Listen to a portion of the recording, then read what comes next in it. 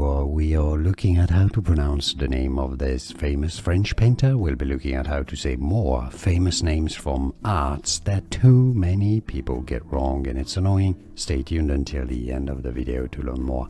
Alright, so let's break it down in French. In France, it is said as Gustave, Gustave.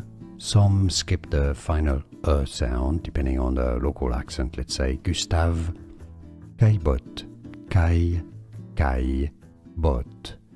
Gustave Caillebotte is how you pronounce it.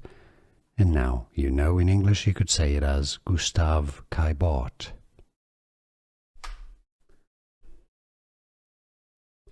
Bonjour, we are looking at how to pronounce the name of this famous French painter. We'll be looking at how to say more famous names from arts that too many people get wrong, and it's annoying. Stay tuned until the end of the video to learn more. Alright, so let's break it down in French. In France, it is said as Gustave, Gustave. Some skip the final sound depending on the local accent. Let's say Gustave Caillebotte, Caillebotte. Gustave Caillebotte is how you pronounce it. And now, you know in English you could say it as Gustave Caillebotte.